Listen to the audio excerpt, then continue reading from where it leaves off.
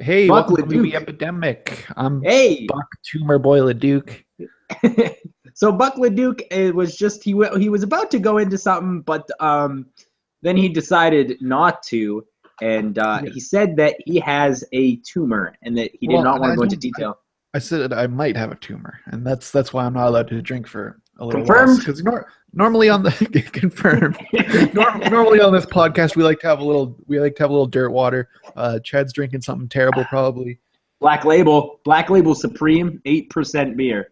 This is But like yeah, three times thicker than American beer. I just want to throw that out there. ugh. It's just as terrible though. That's the thing. Yeah, it's true.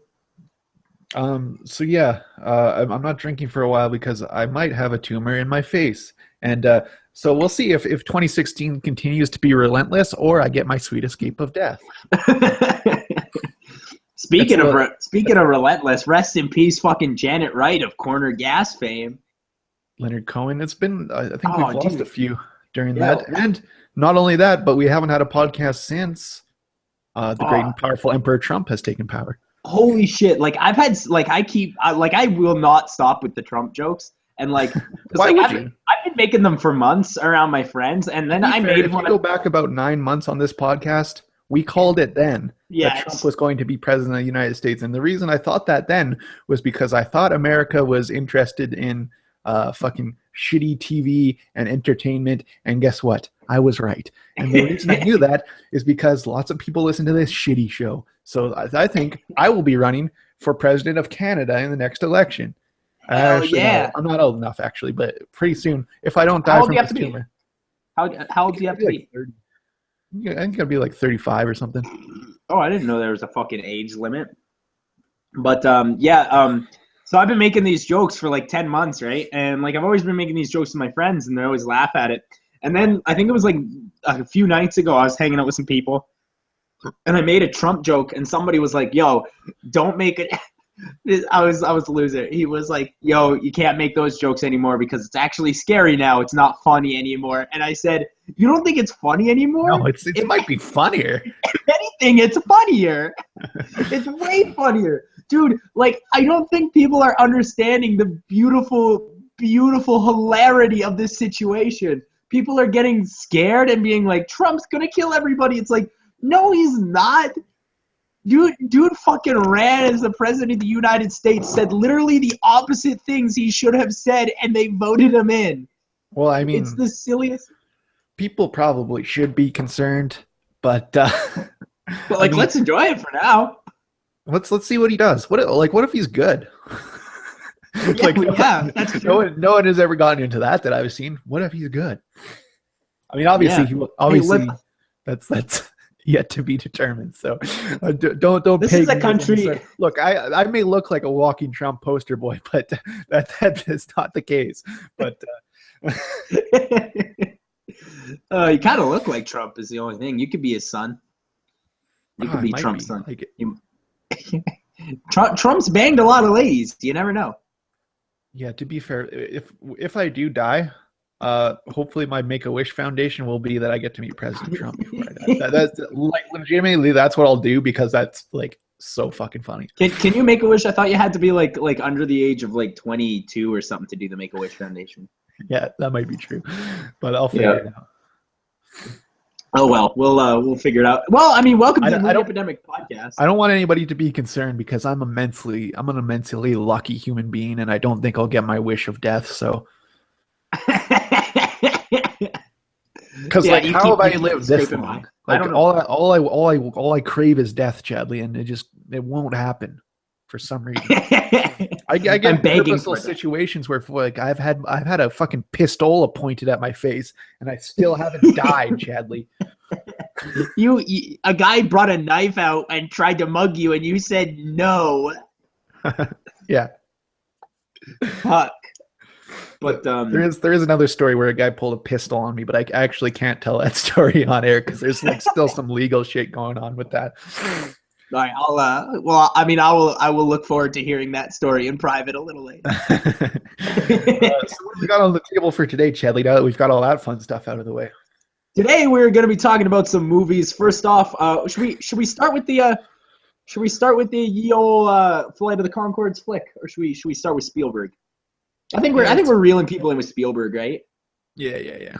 Yeah, let's start with Spielberg. We're going to talk about Steven Spielberg's newest movie with Mark Rylance. This is called the BFG, the Big Fucking Gaylord.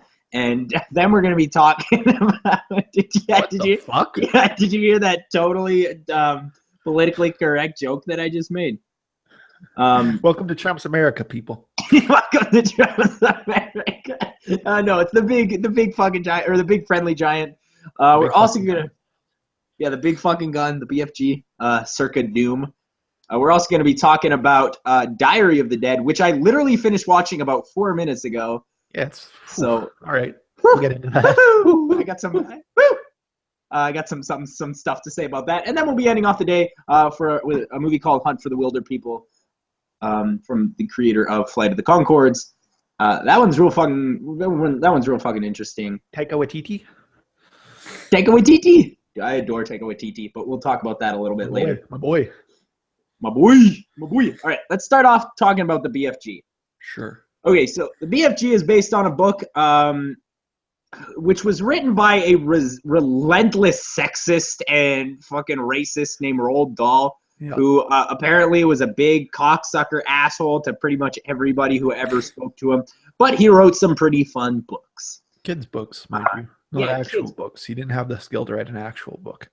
Yeah, no. He wrote such great flicks as Going Solo, The Great Glass Elevator, The Twits, Charlie and the Chocolate Factory, and of course, the BFG, the Big Friendly Giant.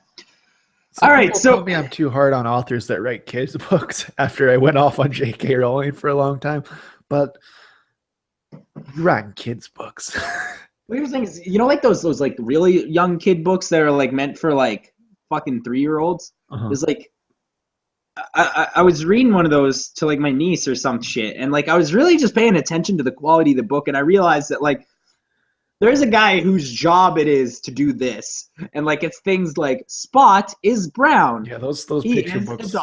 Those are something special. That's a special. Then I got to thinking, like, how do you score that gig, right? Because that's got to be the easiest gig on the planet, and you get your name on the front of the book and everything. It's exciting. Oh, I'd probably have a pen name because I wouldn't want my fucking brand sullied by that shit.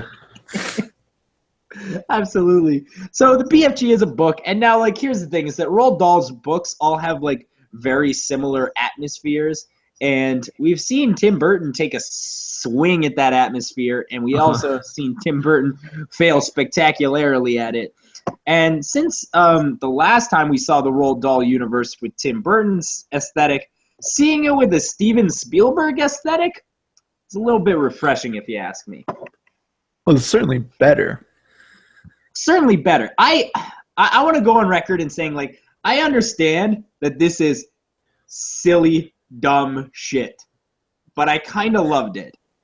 There was a lot of things I really liked about this movie. Did you like it because you're a moron, Chadley, or why is the reason you liked it? Well, first, okay. Here's why I liked it. Okay, here's why I liked it.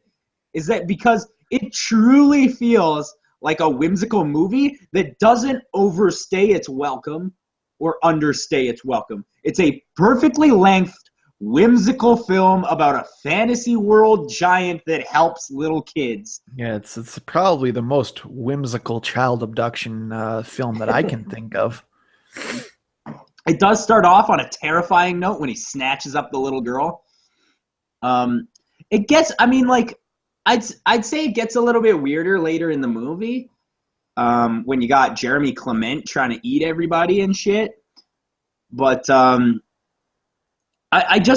there's something so goddamn charming about that Mark Rylance playing the Big Friendly Giant. There's just something I really like about Mark Rylance in general. The problem that you do like Mark Rylance a lot, which I think is deserved because Mark Rylance is good, but he's not as good as you make him out to be. And where this movie loses me is it is charming, and then they do like 40 minutes of fart jokes, and then I'm done. I'm done with that. I'm done. That I understand. I was totally off board for them drinking the fart soda, and then they like gave the fart soda to the queen, and like my girlfriend turns to me and she's like, "Are they fucking doing this joke?" And I'm like, "Oh Jesus, they're doing this joke." But like there is, I don't know, it's so hard to explain. Let's talk about the visuals first of all. I don't know what happened in the past year, but I think Disney kind of got this CG shit kind of figured, you know? Sort of, but not really. I don't think the stuff on the green screen looks good yet.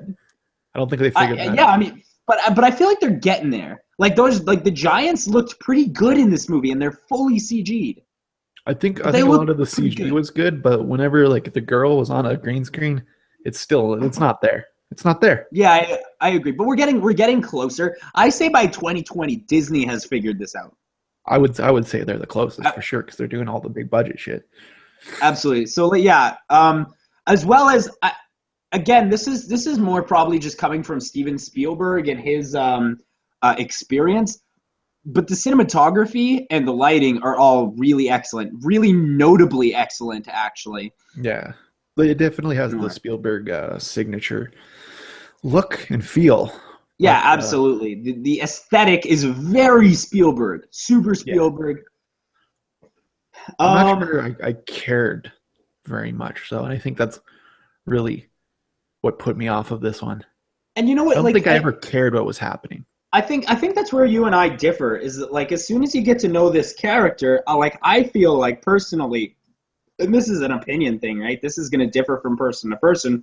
If you're able to connect with that girl on an emotional level within the first 10 minutes, then you're going to like this movie. If you're not going to enjoy it. Yeah. And as soon as you're able to do that, as soon as you're able to connect with her, you're then able to connect with the giant as well. That being said, let's talk about how really fucking stupid the ending to this movie is. Yeah. Because let me tell you, it's real fucking stupid. So basically, he's living in giant land. They're living in giant land, and all the other giants are mean to him. And so he don't like that. So basically what he does is he goes to the queen. And you know what? Them trying to, give him large portion food when they are so much smaller than him. Okay, that's entertaining. That's a fun little bit. Okay? So they go to the queen, and they meet up with the giant and the queen, and they try to decide how to get these evil giants out of there. And so, like, what they end up doing... Have you ever read the book? I did when I was a kid. I don't remember. I also saw the original film, but I don't remember much about that. I just remember them being at Buckingham Palace in the original one. Yeah, I read it like fucking 15 years ago or whatever, but I don't really... I probably didn't know you when I read this book. That's how fucking long ago I read this book. Yeah. I mean, but the ending, it seemed wrong. It seems like that's not how it went down.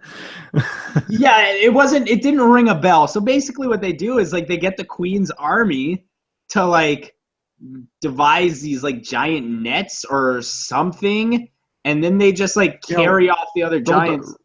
Roald Dahl was a fucking psychopath, so maybe that is how it went down. I don't fucking remember, it's true. Though. It's true. But then they carry the other giants to another island, and it's like, hey, you know what? Yeah, I feel like I have a different solution to this problem. Hey, BFG, just fucking move.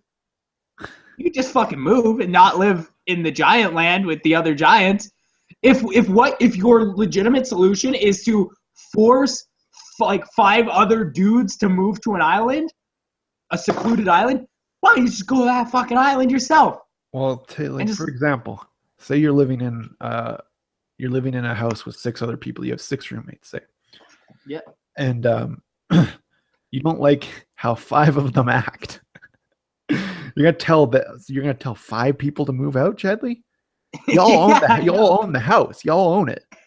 Yeah. That's the part of the movie that I find to be quite silly. That being said, really what gets this movie is its visuals. That scene where they go into like the dream world and they're catching the dreams, it makes no sense, and it sure goes on a long time. Doesn't mean it's not fun to look at though. Yeah, but this is you're doing the Avatar defense right now. Like, Yeah, all right. Yeah, I see what you're saying. But I think this one's a little bit deeper than Avatar, which are is you weird to fucking say. trying to get OJ like off trial right now? What the fuck are you doing? OJ is innocent though, for real. But Free OJ. free OJ. Is he still in jail? I think he's still in jail, right? Yeah, he's in jail, dude. He's gonna be in jail for a long time. Can't wait for him to get out, dude. I'll be there. I'll be there waiting for you, OJ. But yeah, I'm not gonna give it the Avatar. Obviously, I'm not giving it the Avatar argument because Avatar sure is a pretty movie, but that's a bad movie. BFG. Oh, I would rather watch Avatar. I think there's more content to Avatar. I think BFG is a good. I truly believe that. I think BFG is a good movie that is made better. I don't think it's a bad movie, but it's certainly not entertaining. It's really boring, dude. It's really fucking boring. BFG? I don't know. I don't know. I was kind of captivated by it. It was just like all the colors and the movement. That being said, there are scenes that drag. I mentioned earlier that the Chadley's a fucking crow. When he sees something shiny, he's like, what is this? Fucking Dude, crow, man. Fucking love shiny ass CG, but we'll talk about that a little bit later. But fucking robot crow, man. Yeah, fucking robot Cronenberg. Hey, buddy, it's pretty good. Yeah, fuck out of here, robot man. There are scenes that drag. Like I will agree. There are scenes that drag, and you could have cut 10, maybe 15 minutes off of this movie to make it a little bit better. But I mean, I like the story. I like the unexpected partners thing, you know, and like I think the way that they resolve the conflict is a little cop-outy, and I do think some of the scenes drag. But like overall, there's a lot of fun here. There's so much fun had in this movie. Like the scene where they're fucking pumping through his workshop trying to find the little girl, and he's like trying to get him to stop breaking shit. Like there's so much fun there. And he's got the secret waterfall, and he sleeps in the pirate ship. And oh my god, now you're just fucking. What are you even doing at this point? I'm fucking naming all the stuff that I think is really fun. Like it's a fun movie. It's not deep. It's not complex. Any moron can understand this movie. No, it's fine. I think it's fine. I don't think it's great though. I mean, this is not what I expect from Steven Spielberg. Maybe. Yeah, it's no Bridge of Spies, that's for sure. Bridge of Spies? But like other than it's better than some of Steven Spielberg's recent offerings. Like it's better than War Horse. It's better. That's not really even an argument. Like it's better than Lincoln. All I'm saying is I'm not going to say Spielberg is back, but I'm also not going to say he ain't on his way back. I would say Spielberg's not back and will not return. Yeah. No, I think Spielberg might be on his way back. He could be on his way back. He's got Ready Player One in sometime. Like he's supposed to. But I don't know if he's actually going to make that. Like I don't know if he's actually going to make that. Well, the funny thing about that is that the book Ready Player One is like all about like fucking pop culture references, and I guess Steven Spielberg. Bad. I really like the book, but I'm a fucking sheep. It's the Big Bang Theory of books. I'm surprised there's not a laugh track in the footnotes. But Ready Player One has like a bunch of Steven Spielberg references, and I guess Spielberg went through and cut all of them out because he doesn't want to reference his own fucking movie. Which God bless the man. I don't know. I wouldn't. This is a fun movie for kids. Oh yeah, I'm not disagreeing with that. I'm just saying as a movie, not that good. Not that good of a movie. I think as a movie it operates fine. I enjoyed it. Functionally it's a movie, but I don't think it's a very good movie. That's what I'm saying. I had fun watching it, and I feel like for a movie like this, clearly they're not looking to captivate me, which they did. Well, I mean, they're not looking to move me, which this movie obviously did not. But they're looking to entertain me, which I will say this movie did. Yeah, so he also made Tintin, which is fucking entertaining. Fucking infinitely more entertaining. I agree. Tintin absolutely rules. That being said, this is still one of the best movies of 2016. This year has been absolute trash. I cannot believe how fucking completely. This I don't even think this one cracks my top 50. I mean, they can So cross this the one, top 50, Charlie. have you seen 50 movies this year? I've No, that's seen just kidding. 99. I've seen 99. Mm. 2016 releases. 2016 releases. All right, I think I'm at like 78 or something. So the CG in this movie is really good, but sometimes you turn on a movie, you start watching it, and then you just go, what the fuck? What the fuck? Because CG is really bad sometimes. And so well, a lot of the time, actually. Buck LeDuc and I have been more so than not.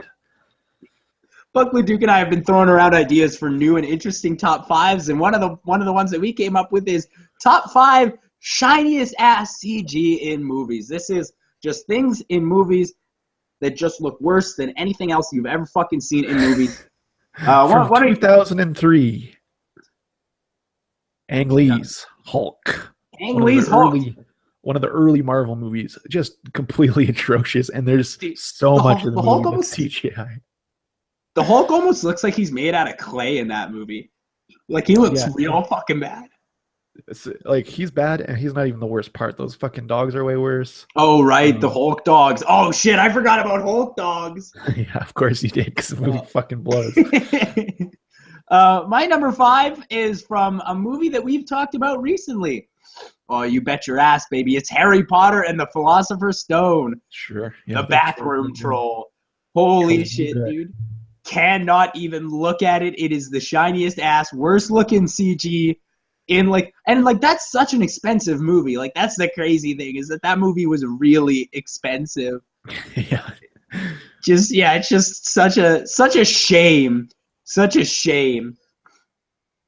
What's your number whatever the next one is? 4. Number 4, John Carpenter's Escape from LA. There's one scene in particular where like, this movie is like, I think it might be intentionally silly, but it's just like so fucking bad. This is the part where Snake Plissken's is surfing out of LA, and I know. It looks like he's standing in front of like a fucking green screen thing we can do on Google Hangouts. So yeah, I love that. But I mean, that was the 80s, right? So I'd say shitty CG back then. It still don't look good, but like a little bit more forgivable. Yeah. My number 4. This is a recent movie. We're talking about shitty CG in recent movies now. It's Victor Frankenstein's Franken-Monkey. Oh, I forgot about that thing. Fucking Franken-Monkey from Victor Frankenstein. Holy shit. Do you think Max Landis animated that thing himself? Yeah, he must have, dude. Speaking of which, I actually saw that new Max Landis movie. It's actually not horrible. It's bad. Don't let Chadley lie to you. It's fucking terrible. It's not very good, but it's not the worst thing Max Landis. I didn't finish it, so it's like I finished American Ultra. The thing is, do you want to just do a quick review here, since we're never gonna fucking get to it? Sam Rockwell's pretty good. Sam Rockwell's pretty good. And is fucking intolerable. Not her best work. Yeah, she is very fucking bad in that movie. But Sam Rockwell, kind of good. He's always good though. Like, even in fucking Poltergeist, he was good. And Tim Roth, 100% fuck no. Oh yeah, Tim unless Roth. Unless it's Hateful Eight, I am not an advocate for Tim Roth. That's weird, because I think he's good in every Tarantino movie. You know what? It might just be the fact that, like, it's been a while since I've seen it, but last time I saw Reservoir Dogs, I remember walking away from it not enjoying it. Well, you're crazy. Like, being like, the best one. Pulp Fiction's for posers. Not my favorite. Oh, dude, I love Pulp Fiction. Of course you But do. yes, it is for posers. Of course you do. I like it too. I think it's a great film. It's just not the best one. Just not as good as Reservoir Dogs. Not as good as Jackie Brown. Come on, let's get it. Oh, Jackie Brown is good, though. Jackie Brown is fucking good. What's your number 3? Number 3. I'm going to go with Wolverine Origins. Is that what Wolverine it was called? Origins. X-Men Origins, right?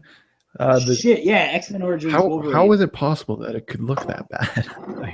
Yeah, especially, you know what's the weird thing about X-Men Origins Wolverine is that it's the 4th film in the X-Men movie, and they were able to get the claws right in the first few films, and then somehow they fucked it up in this one. I don't understand that. Why not just, like, copy and paste the technology? What the fuck? Do you want to know the budget on that flick there? You sure do. 150 mil.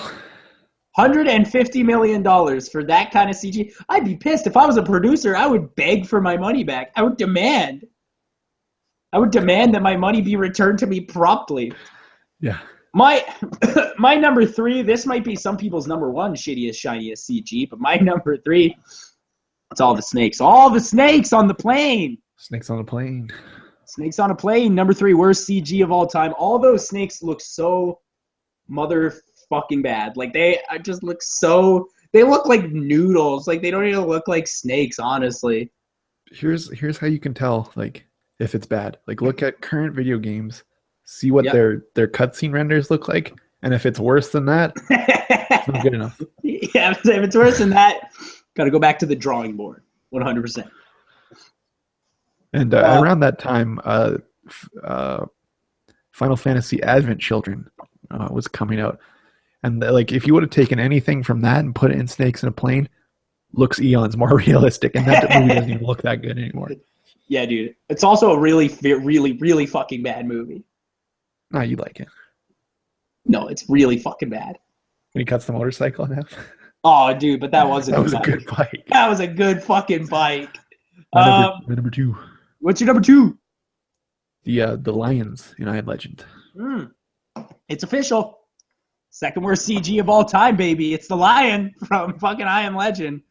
Ooh, yeah, they're bad. It doesn't. The worst part about this one, and the reason it's so high, is because it's actually not even pivotal to the plot.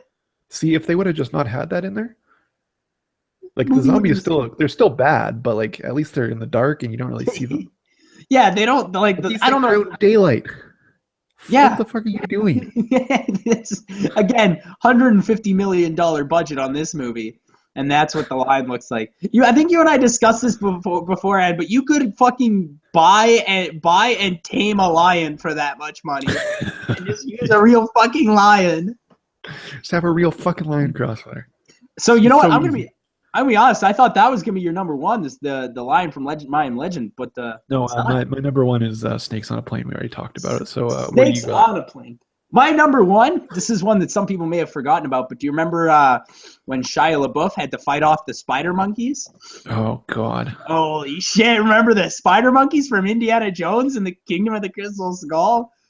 I mean, like, I just kind of want to include like the whole thing, like the whole movie, but like those spider monkeys, yeah, the ants. That whole section, though, that whole section is bad. Yeah, exactly. Pretty much the section between like them meeting the spider monkeys and them getting to the aliens it's all real fucking bad. But yeah, those spider monkeys, they sure look bad, dude. Yep. And Shia LaBeouf, he's like swatting them off and stuff, but sometimes it's just like you can tell that there was no monkeys when he was filming. It just kind of looks like he's dancing, almost. Yeah. Shia LaBeouf's heart's not been in any movie, I don't think. Ooh, I can't wait till you see his new movie, which I saw at a film festival a couple weeks ago. Is his heart in it? Is Chris Hardwick in it? What? No, I said, is his heart in it? Yeah, it's the best thing he's ever done, for sure. Oh, God bless. Next movie we're going to be talking about on the podcast today. Let's talk about Diary of the Dead. Now, this is... When we started watching the Day of the Living Dead, or the Night of the Living Dead movies, I hadn't seen them all. And, I heard that at some point it sort of breaks off and it just becomes, shitty zombie movie. And, I remember I figured that was going to happen with Day of the Dead, and I was cringing and I was ready for it. Didn't happen. Pretty good movie. Land of the Dead, same thing.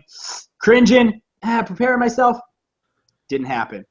This one, all right, I think we made it. This is the shitty zombie ones. This is where they start to get really shitty and generic. Yeah, this one's the worst by far. So this one's found footage. And let's start off with the first of so many problems. Number 1, gotta hire some actors, don't you? Or are you just gonna hire, fucking bad people? So it is interesting how these ones were made. Were not like how the rest were made. At this point, George Romero has moved to Canada, lives in Ontario. These ones are completely Canadian made. That's why they're bad. They're completely self-funded. Yeah, so all right. Yeah, I see. There's no Dennis Hopper money in there this time. All right. Okay. Yeah. I see you. And you can't afford Leguizamo anymore. I feel you. I guess he just wanted to see if he could do found footage, and I'm gonna say can't. Well, here's the thing. Is that I'm no expert on found footage and like how it works, but like I'm pretty sure you're not supposed to like spend a lot of the movie like showing the characters charging the camera and like capturing footage onto a computer and editing the movie. Like you're not supposed to do that. Am I wrong? I'm pretty sure you're not. That's right. But like George Romero, normally he likes to put like a message into it. This one was like a danger of technology type thing.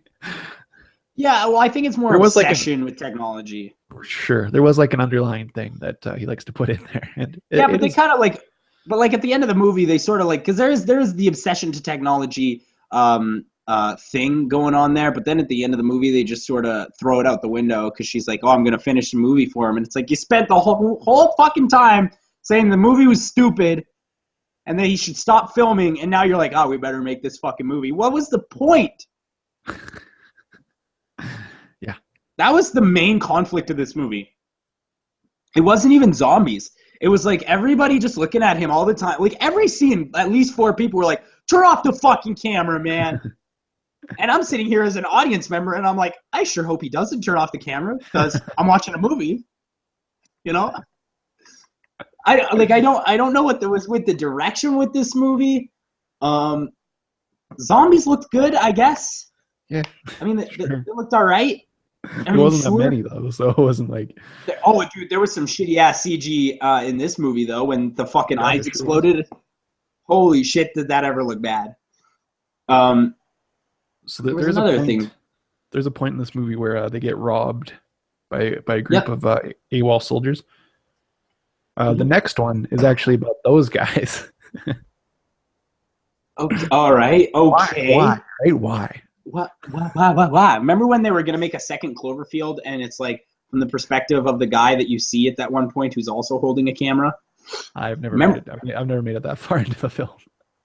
Okay, well in Cloverfield, there's like a part where he sees another guy with a camera, and they were gonna make a second movie that was like, that guy's perspective of everything, and it's gonna be like the same events. But hey, they went a different direction with the sequel, and I think probably a good thing. Probably a good idea.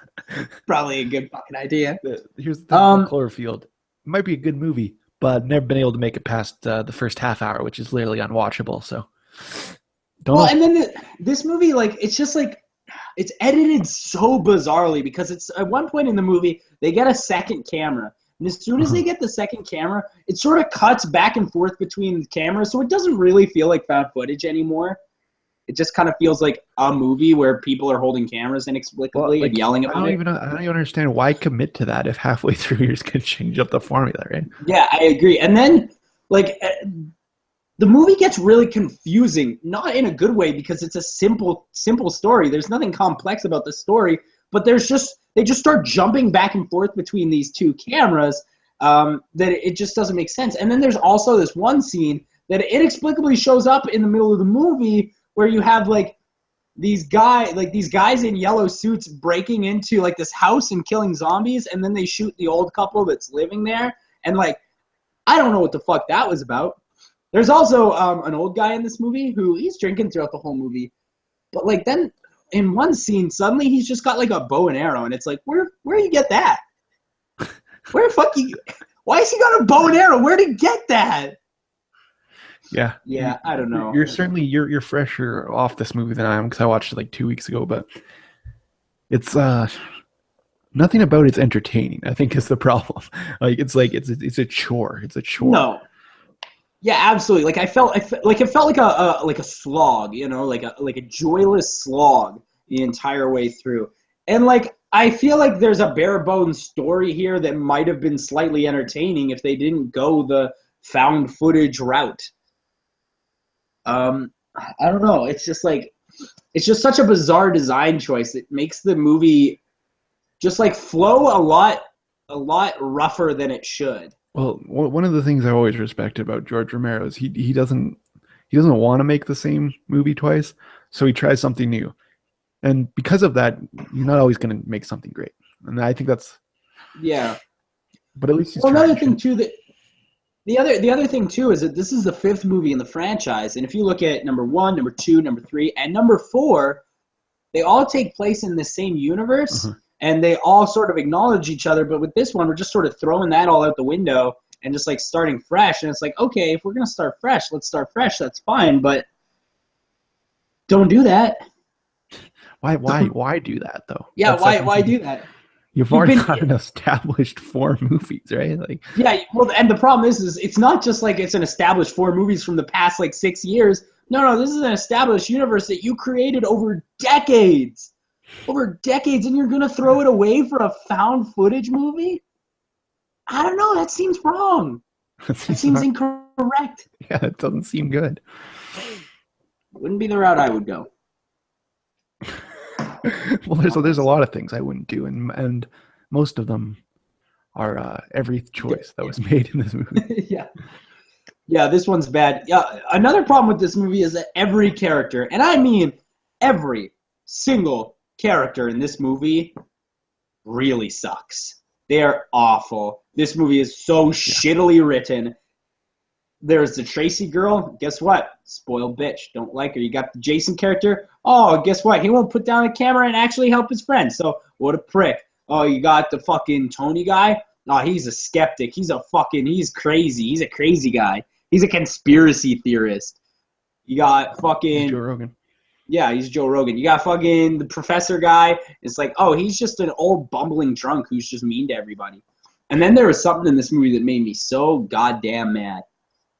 It's like there's a line that didn't make sense, and they decided to use it twice. When the old professor guy passes off the gun to Tony, and he's like, "You take this. It's too easy to use." And it's like, okay, first of all, that's a dumb line. That's a shitty line. But then in the next scene, the girl passes off the camera to the professor and is like, "Take this. It's too easy to use." And I'm like, get the fuck out of here. What are you trying to do? Are you honestly trying to compare a camera to a gun? Is that what we're doing? Because I wouldn't do that. Dude, This one sucks. Oh, it's so unfortunate because I was really enjoying these. Like, it definitely feels like I would say disingenuous is what it feels like. Because yes, it's not well written. It's not interesting. It's not well shot. It's not well edited.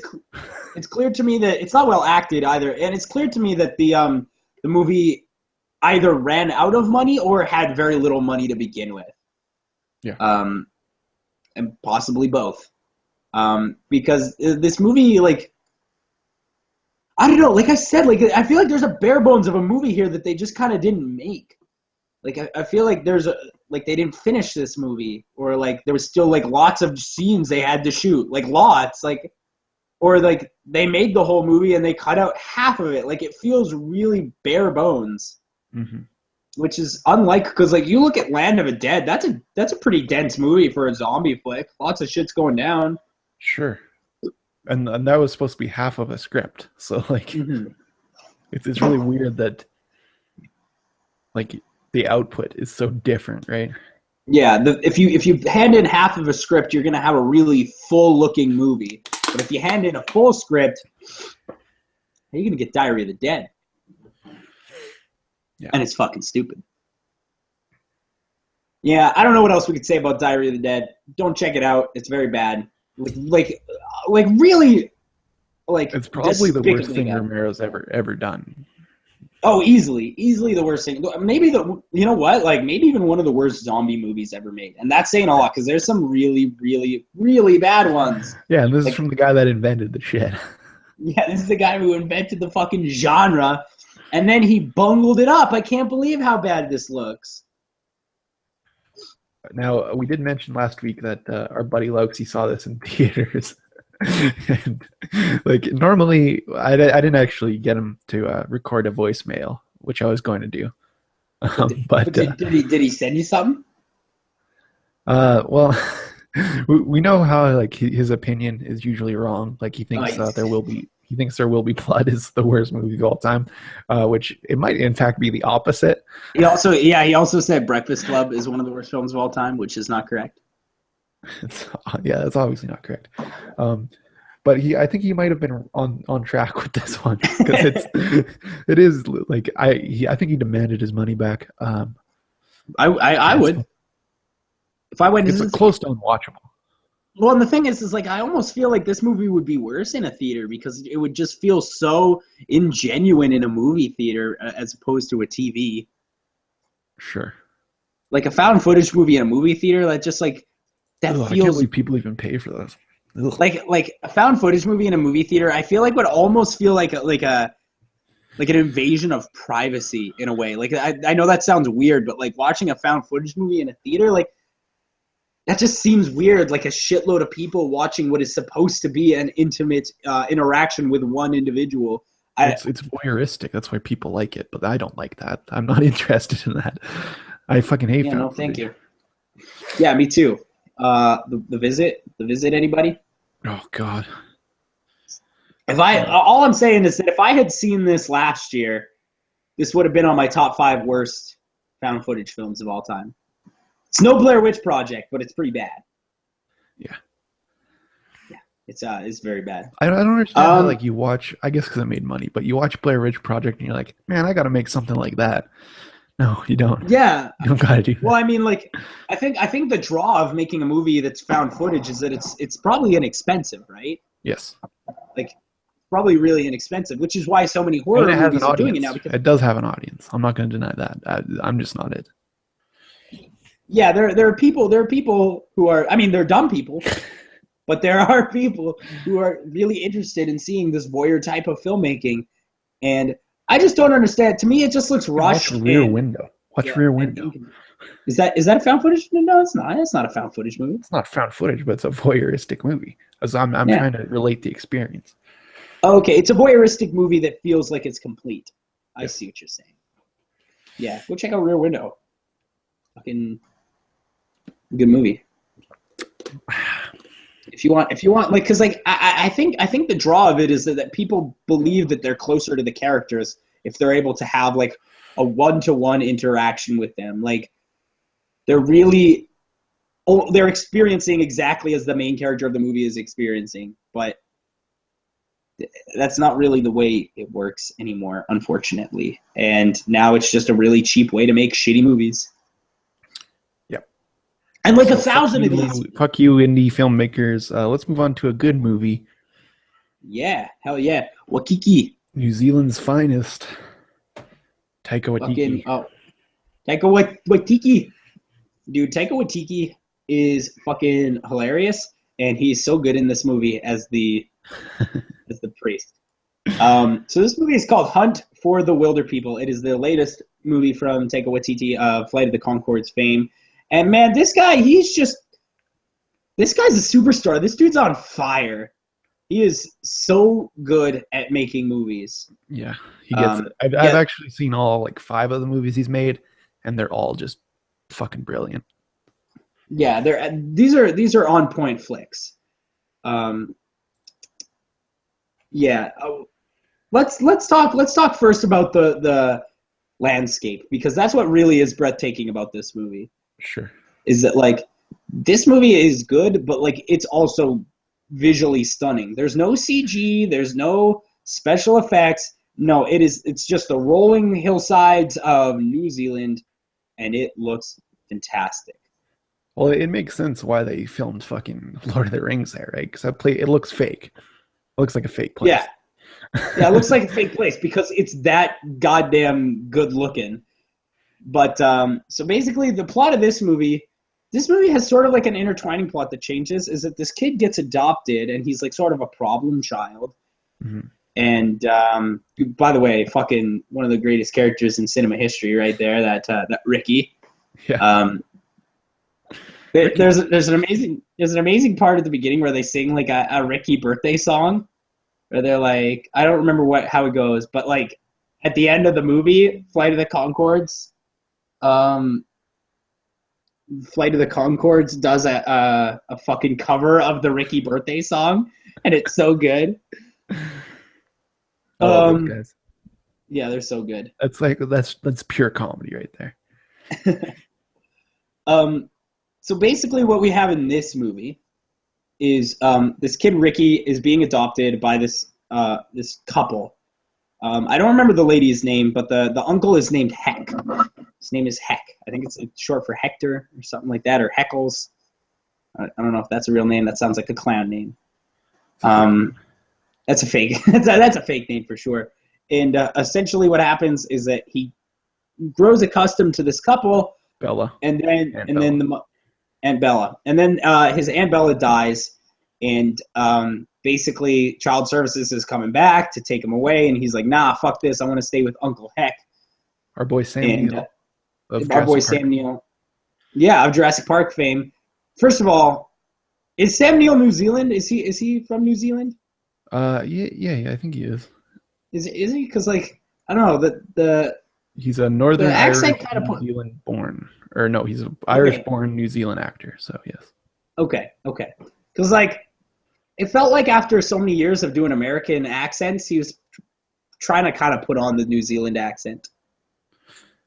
That being said, hey, maybe remember it's just in Jurassic? We haven't really seen him do that much stuff. Like I haven't seen that many movies he's been in. Do you remember in Jurassic Park when Sam Neill was incapable of acting? Yeah, I do. I think he might have amended that. Well, he's had many years to practice, Chadley. Yeah, absolutely. That was 25 years ago.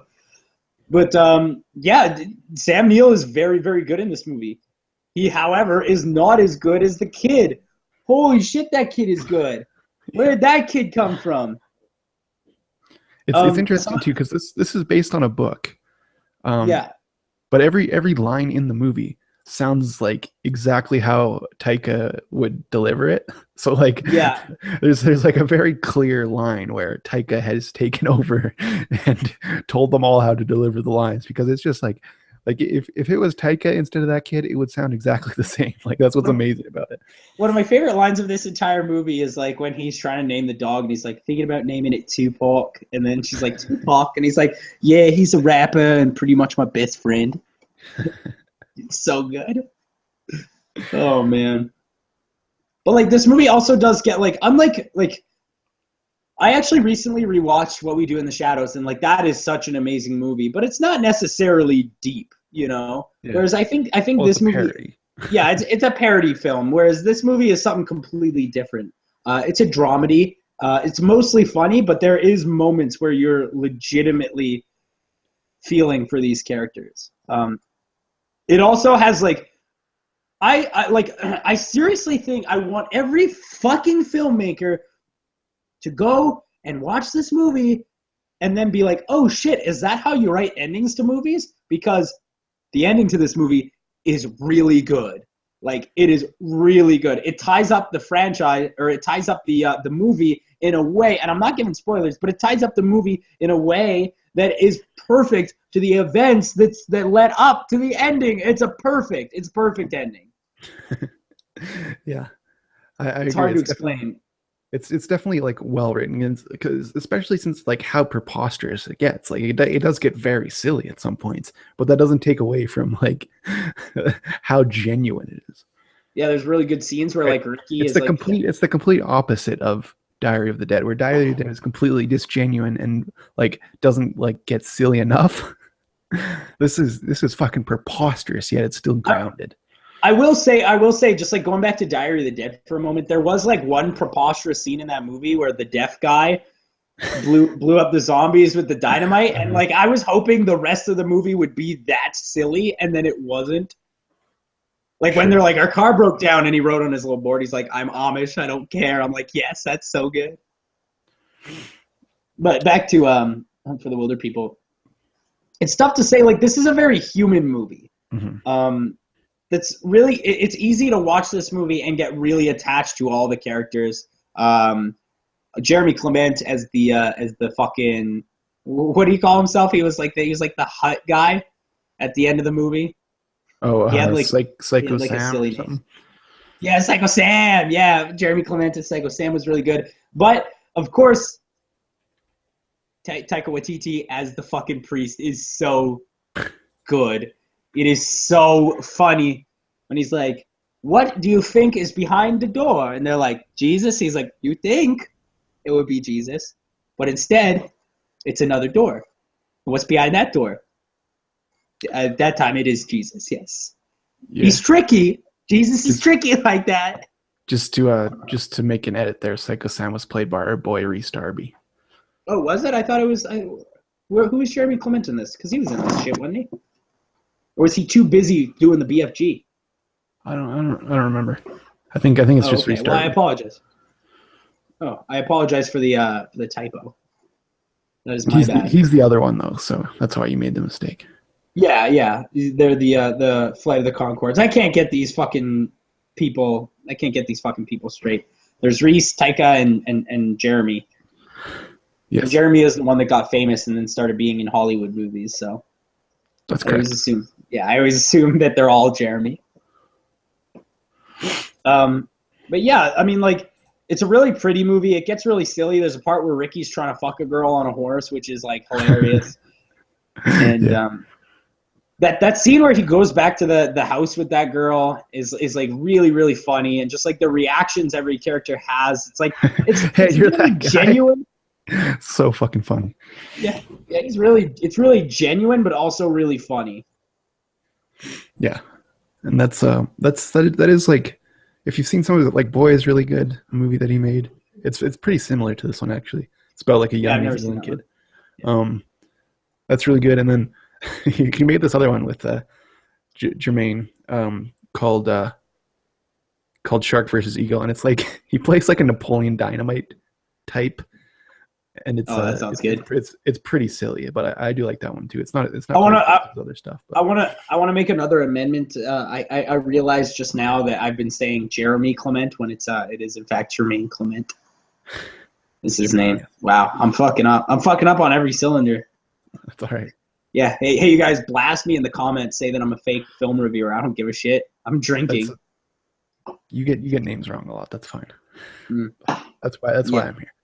Like Ridley or Riley or whatever, Daisy Riley or whatever I called her. Oh yeah, Daisy Riley. Yeah. Daisy Riddler. That's what it was. Yeah, that's what it was. Daisy Riddler. That was a good one. I don't know. It's really hard to say things about a movie that A is so well thought out and well plotted, but B, I don't want to say too much about it because I don't want to give spoilers because I think this is an absolute must-see. Mm-hmm. I would say it's definitely one of the best movies of the year. It's one of my favorites personally. Yeah, absolutely. But you know what I'm excited for is that we are in middle of November, and that means Christmas season is coming. And you know what that means, right? Yes. Oscar season. Oscar season, baby. Oscar season. We're going to be bumping out fucking 9 podcasts a week. Sure. Watching all this shitty stuff. Although we got ahead of ourselves last year and then we watched too much. But I think I'm down to watch too much. Yeah, why not? I'm always fucking down to watch too much movies. But this is an absolutely excellent movie. Taika Waititi is just showing how versatile he is. It did make me very interested in the new Thor movie. Yeah, because he's directing it, right? Taika Waititi? Directing that one. Oh shit, dude! I hope he's in it. Yeah, I hope so too. He's the best. But I hope he also casts himself as a recurring character so that we have Taika Waititi in Avengers movies. Yeah, but have you seen like the Thor Office thing? No. Well, it's this thing that he directed. It's like a short movie and it was about like where is Thor during Age of Ultron or whatever. Oh, okay. And it's like this video. It's like of Chris Evans doing his comedy shit as he's Thor in like a fucking office, and they released that as like a short film. Oh yeah, you know what? I think I did see that. I'll have to rewatch it though because I remember it being really funny. What the fuck? My neighbors are so loud. Fuck you. That's a Taika thing. Yeah. But I'm actually excited because it's got like that weird 80s vibe to it. I don't know if you've seen like some of the promotional material, but it's got like a weird 80s vibe to it. Yeah. I'm down to it. And it's not like fake 80s like everything else this decade has been. It's like it's sort of, it's giving a very genuine 80s vibe, You can smell it. What could it possibly be? I don't even understand. But I'm gonna watch it now because they got someone who I actually like. Here's the thing, though, is that when I'm watching that movie in the theaters, Tom Hiddleston shows up. I'm walking. You're taking a hike? Yo, I'm not fucking walking, dude. I'm demanding my money back if Tom Hiddleston shows up. I will only walk in. Like, I'm gonna buy the ticket and I'm gonna look the guy in the eye and say, if Tom Hiddleston is in this movie, I will be getting my money back. Just so you know. And then he'll be like, yeah, no, that's fine. And then he'll pull out his cell phone, go through the IMDb real quick. Like, fuck. Please say he's not in it. 10 minutes later, I'm walking out fuming mad. I want to do some trailer trash real quick. Okay, sure. Why everybody freaking out about this Beauty and the Beast trailer? Hey, I wouldn't even watch that because I have no interest in that film. Looks goddamn the same. It looks like it doesn't look. It's not like Cinderella where it's like, yeah, that looks pretty close. No, this looks fucking the exact same. This is gonna be the same film. It's the one I've already seen. Yeah, it's gonna be the exact same movie. The only thing that I think. Jungle Book, that was different, right? Cool. No, this is not going to be different. It's going to be the same. I'm telling you right now. I'm good then. I don't need to see this. You don't need to fucking. You know, when we do the review, we should just watch the animated movie going blind.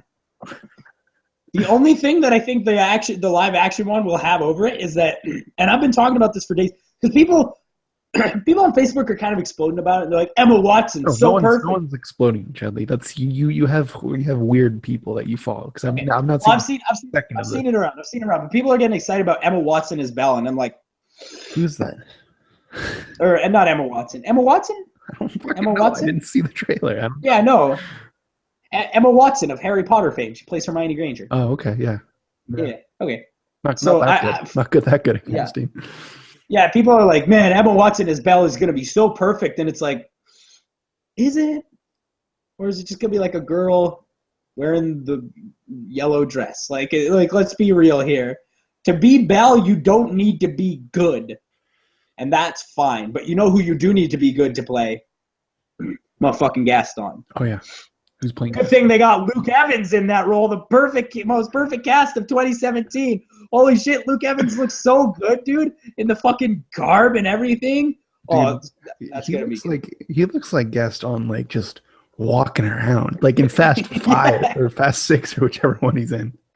Yeah, one of the Fast and Furious. You're watching that, you're like, holy shit, did Gaston just walk into this bitch? Got the same stupid mustache and like. Is this a goddamn crossover flick? Yeah. Yeah. Luke Evans is Gaston. The Beast, I don't even know who that guy is. I don't care. Guess what? He's mostly CG. Who cares? That doesn't. Ewan McGregor still can't do a fucking French accent. And everybody's like, Ewan McGregor's perfect. And I'm like, no, he can't do it. He can't do it. Yeah, they're going with him as the Lumiere, and he still can't do it. Yeah, I hope so. His little candle dick. There's got to be a joke in there, right? I like how often Ewan McGregor shows his wiener in like stuff, but like then did a lot of like fucking family movies. Yeah, like the Star Wars movies. You can't pull out a wiener in a Star Wars movie, right? Well, you could. Do you think? Okay, well, do you think that you could show Do you think that you could show ball in a fucking family movie with no wiener? Who's directing the next Star Wars? I believe it is. Is it Colin Trevorrow? No. It's James Wan, isn't it? No. Maybe, yeah, it's James Wan. James Wan doing episode 8. I don't know if he's brave enough to show dick. Yeah, he's not brave enough. James Wan, he can't handle it. And Colin Trevorrow is certainly not brave enough for episode 9. Hey, you want to know how to? I thought it was Rain Johnson, wasn't it? Oh, maybe. You know what? I think you're right. I think it is Rain Johnson. What is it? He might show dick. What's James Wan directing then? You know what? I think James Wan is doing the Star Trek films.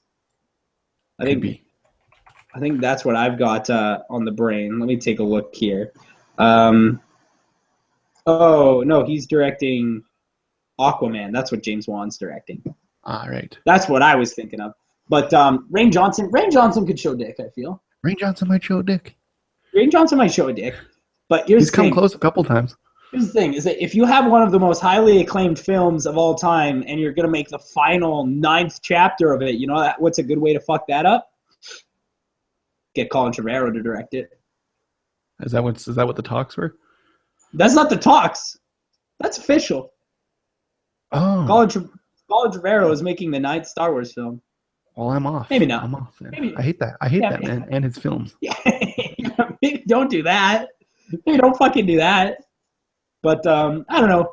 Well, we'll have to wait and see if Rogue One is good, right? Because if Rogue One is good, that means that it's possible that Hollywood just sometimes, shitty producers make good directors make shitty movies, right?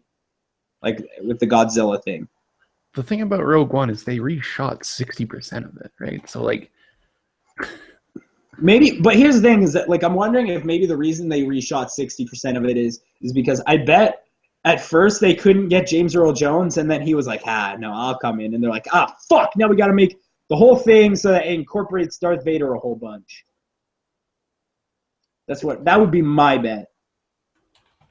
Yeah, I would think so. Although, weren't the Disney execs like really unhappy with the first draft of Rogue One? They were scared that it was going to be too much like, it was too much like a war movie. Oh, fuck you. Who cares? It's a Star Wars. It's the word war is in the title of the film. Yeah. Yeah, that's absolutely preposterous. Now, we haven't decided what it is we're going to watch next week. We'll probably be discussing that off the pod, but we're going to be watching the next Day of the Dead movie, which is what? Survival of the Dead. What's the next one? Survival of the Dead. This is the one with the fucking wankers who stole all their good shit. Yeah, this one's pretty bad. Is it also found footage? It's not found footage, but it's not really a zombie movie. You'll see when you watch it, but it's not really a zombie movie. Is it a movie though? Is it at least a movie? Well, you'll see when you see. Are you feeling familiar with like those Southern family feuds, like the Hatfields versus the McCoys? Yeah. Somewhat. Yeah, it's that, but with zombies.